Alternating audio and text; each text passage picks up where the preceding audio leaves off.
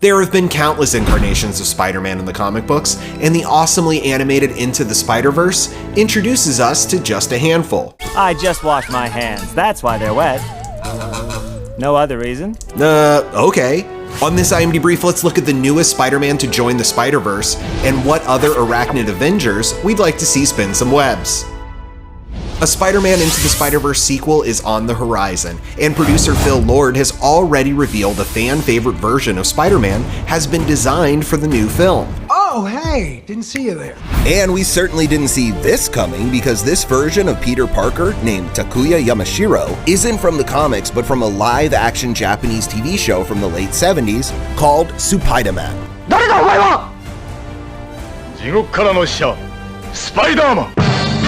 This incarnation of the webhead wasn't bitten by a radioactive spider, but instead got his powers from a UFO known as the Marveler, which Spidey can turn into a giant robot with the help of his oversized bracelet thingy. He also drives a really boss car and has a theme song about shaking his bum.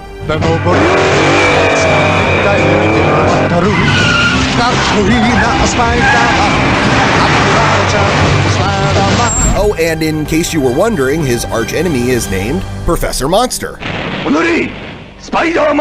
While the inclusion of this wild and weird Spider-Man into the upcoming Spider-Verse film is awesome news, we are hoping to get even more Spider characters, with a few specifics in mind. You're like me.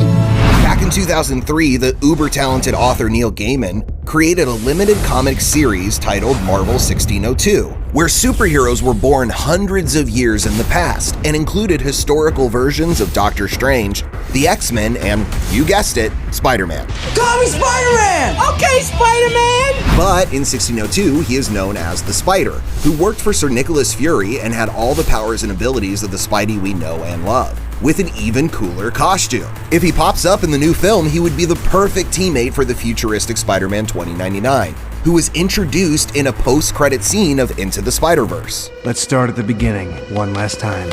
Another webhead could come from the mind of comic author Dan Slott, who has written nearly 200 issues of Spider-Man comics, creating countless Spider spin-off characters, including 2014 Silk. Also known as Cindy Moon, she was bitten by the same radioactive spider as Peter Parker, only moments after him.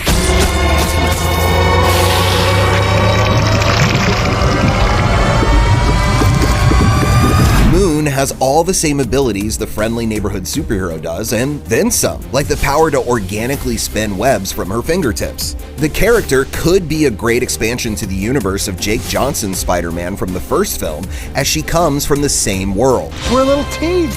Me as the teacher who could still do it. You as the student who can do it, just not as good. That's high praise coming from you, Spidey. And speaking of praise, Cosmic Spider-Man deserves all of it, because he is the most powerful Spider-Man of all time. This power comes from the Enigma Force, a sentient energy that seeks out and bonds with a host, giving them the power to do pretty much anything. It's clear to me that you were not ready for this.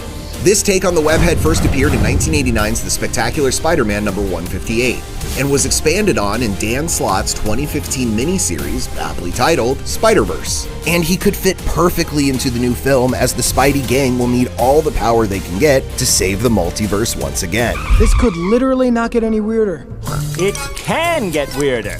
For the latest cinematic Spider news, stay glued to imdb.com/imdbrief.